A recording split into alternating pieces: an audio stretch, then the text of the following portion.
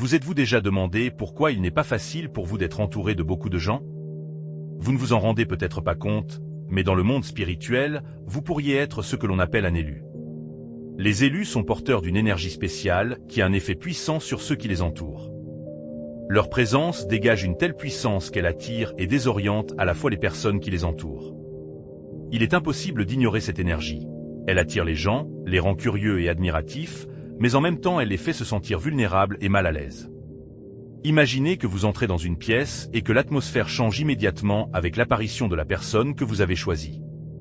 L'air semble rempli d'une force invisible qui provoque des émotions et des pensées chez toutes les personnes présentes. Cette intensité peut être si forte qu'elle met certaines personnes mal à l'aise, voire les effraie. L'aura des élus ne se résume pas à leur charisme ou à leur charme. Elle est ancrée au plus profond d'eux-mêmes et transcende les formes ordinaires de communication. Les gens ressentent indubitablement quelque chose de puissant et de significatif chez les élus, ce qui les attire. Cette énergie puissante crée un paradoxe. Les élus sont capables d'une interaction émotionnelle profonde, mais cette qualité même peut aussi être repoussante, ce qui les isole. Les traits qui les rendent uniques peuvent en même temps les éloigner de leur entourage. Pour les élus, cela crée un défi. D'une part, ils recherchent la connexion et la compréhension, mais d'autre part, leur présence unique peut être insupportable pour ceux qui ne sont pas habitués à cette intensité. Les élus trouvent souvent le réconfort dans la solitude ou dans des cercles étroits et intimes où leur profondeur et leur essence peuvent être vraiment appréciés.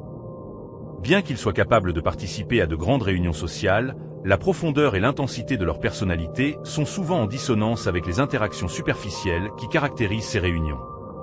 Imaginez quelques privilégiés dans une fête bruyante où règne une agitation et des conversations sans fin. En étant physiquement présents, ils se sentent aliénés et ne sont pas à leur place parmi les interactions superficielles. Ce contraste entre la profondeur de leurs pensées et la superficialité de la sociabilité environnante crée chez eux un sentiment de malaise. La solitude permet aux élus d'explorer leur propre monde intérieur, sans être distraits par des stimuli extérieurs. C'est le moment de restaurer leur énergie et de réfléchir à leur chemin spirituel. Leur désir d'isolement n'est pas une fuite de la société, mais plutôt un choix conscient de préserver leur vérité et leur intégrité. Les cercles étroits avec des personnes qui peuvent vraiment comprendre et apprécier leur profondeur leur procurent un sentiment d'appartenance et de connexion. Ces relations sont basées sur le respect et la compréhension mutuelle, donnant aux élus la possibilité d'être eux-mêmes sans crainte de jugement ou d'incompréhension. Pour les élus, la question des interactions sociales est toujours une question de qualité et non de quantité. Ils préfèrent les relations profondes et significatives aux connaissances superficielles. Cette propension à la solitude et à l'intimité ne doit pas être interprétée comme un refus de socialiser avec les autres, mais plutôt comme l'expression de leur désir d'authenticité et de découverte de soi. L'effet paradoxal que les élus exercent sur leur entourage est parfois à la fois fascinant et angoissant.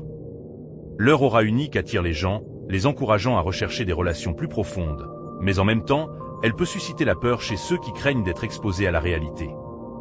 Cette peur de la vulnérabilité et de l'exposition peut amener de nombreuses personnes à refuser de s'engager dans des relations profondes, laissant l'élu, eux, seuls. Imaginez une situation où l'élu tente de s'ouvrir à une autre personne et se heurte à un rejet ou à une attitude d'évitement. Malgré leurs aspirations au cœur pur, leur saturation énergétique peut être écrasante pour ceux qui ne sont pas encore prêts à affronter leur peur ou à les voir comme une vérité reflétée. Cette dichotomie crée une réalité douloureuse. Leur présence même peut être un obstacle aux liens significatifs auxquels ils aspirent. La peur d'être rejetés ou jugés conduit souvent les élus à se réfugier dans la solitude, où ils trouvent un sentiment de sécurité par rapport au regard omniprésent de la société. Pour eux, l'isolement n'est pas tant une retraite souhaitable qu'une nécessité absolue, une barrière défensive protégeant leur monde intérieur délicat du flot incessant de malentendus et de perceptions déformées. Les élus ne fuient pas le monde, ils se réfugient dans leur traumatisme, préférant se replier sur eux-mêmes plutôt que de risquer d'être incompris ou, pire, rejetés. Au plus profond d'eux-mêmes, ils puisent une force et un réconfort qu'ils ne trouvent pas dans le monde extérieur. Dans la vie des élus, la recherche de liens réels et profonds se transforme souvent en un voyage plein d'aspirations et de déceptions. Leur énergie puissante et leur profondeur peuvent être écrasantes et même décourageantes, ce qui pousse les gens à éviter l'intimité. En fin de compte, au lieu de la profondeur souhaitée, ils se retrouvent entourés de superficialité, incapables d'étancher leur soif de véritable unité. Imaginez, l'élu, qui s'efforce de rencontrer l'âme sœur capable de résister à la pression de ses sentiments et de comprendre les profondeurs de son monde intérieur, n'est confronté qu'à des déceptions répétées. Quels que soient ses efforts, trouver une personne désireuse et capable de nouer une relation profonde s'avère être une tâche impossible. Mais cette lutte ne se limite pas au monde extérieur. À l'intérieur des élus eux-mêmes, une bataille fait rage contre leurs propres peurs et leurs propres doutes. Ils sont hantés par la peur d'être effrayés par leur intensité, de briser l'espoir de trouver un jour une véritable connexion. Ce sont ces conflits intérieurs, parfois inavoués, qui peuvent s'avérer l'obstacle le plus sérieux à l'union tant attendue avec l'être aimé. Malgré tous les obstacles qui se dressent sur leur route, les élus ne perdent pas leur force d'âme et leur capacité à croire. Ils réalisent la valeur réelle et la rareté des liens authentiques et sont prêts à travailler à la création et à la préservation de ces relations. Elles ne sont peut-être pas faciles, mais elles refusent de se contenter de moins, ne cherchant qu'à établir des liens profonds et sincères. Le chemin des élus n'est pas seulement une recherche personnelle de compréhension et d'intimité, mais aussi une forme de combat spirituel. Leur présence est comme un miroir qui reflète les contre-vérités et les faussetés qui imprègnent la société. Ainsi, ils provoquent involontairement une résistance et un conflit avec ceux qui se sentent mal à l'aise face à leur honnêteté sans compromis. Imaginez une personne élue qui défie l'injustice, qui se rebelle contre l'ordre obsolète, elle sera certainement confrontée à l'hostilité et à l'agressivité de ceux qui profitent du maintien du statu quo. Mais l'élu n'est pas enclin à transiger sur ses convictions, il n'embellit pas la vérité pour plaire à ceux qui l'entourent. Il sait que son destin est d'être un guerrier de la vérité, ce qui exige force d'âme et courage. Ce combat spirituel se déroule non seulement dans le monde extérieur, mais aussi à l'intérieur des élus. Ils devront affronter leurs propres démons, leurs propres ombres cachées dans les profondeurs. Le chemin de l'élu est un choix constant, alignant ses actions sur la voie de la conscience et des valeurs immuables, surtout face à la tentation. Et bien que la solitude de ce chemin soit parfois douloureuse, elle contient le sens le plus profond.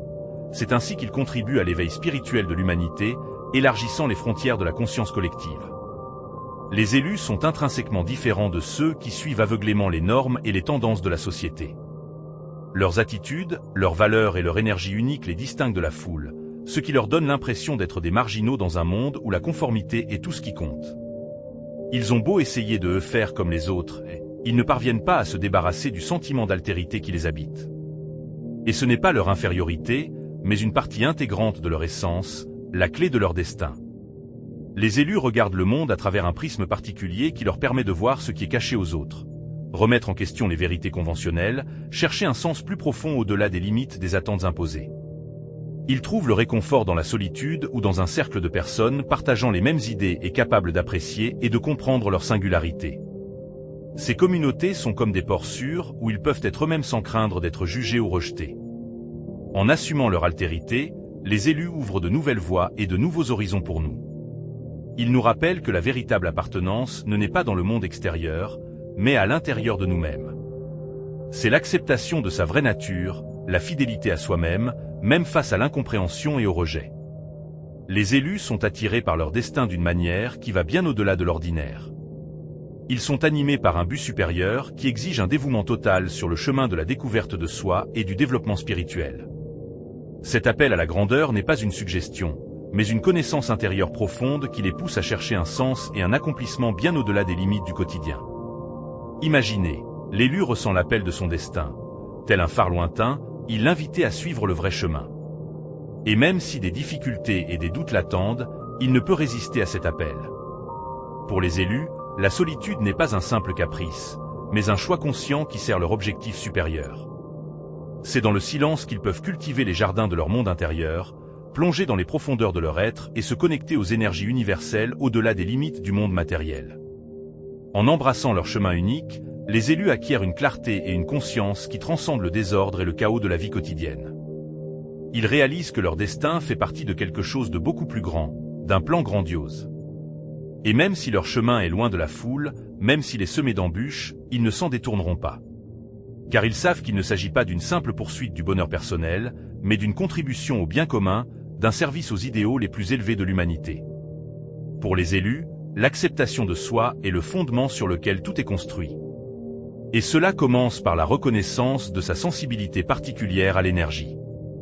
Cette sensibilité n'est pas un désavantage, mais au contraire un don précieux qui leur permet de voir le monde sous un angle différent, inaccessible aux autres. En reconnaissant et en acceptant ce don, les élus sont en mesure de canaliser sa puissante force dans la création. Cependant, avec une sensibilité aussi élevée, il est important d'apprendre à se protéger. Les élus sont souvent entourés d'une attention accrue, il est donc vital d'être capable de construire des limites saines, de protéger son énergie et de maintenir l'harmonie intérieure. Ils doivent apprendre à dire non et à faire passer leur propre bien-être en premier. Pour les élus, le travail sur la force intérieure est un voyage sans fin. C'est la capacité à ne pas abandonner face aux difficultés et la recherche de l'harmonie en soi. C'est cette confiance intérieure qui les aide à surmonter dignement tous les défis. La prise de conscience et l'introspection deviennent leur source de force et de résilience. S'accepter soi-même, c'est accepter tous ceux qui vivent à l'intérieur, même ceux que nous n'aimons pas beaucoup. Si vous êtes toujours avec nous, merci beaucoup de nous avoir écoutés. Si vous souhaitez en savoir plus, abonnez-vous, votre soutien est très important. Faites-nous part de vos réflexions dans les commentaires et rejoignez notre chaîne. Il y a encore beaucoup de choses intéressantes à venir.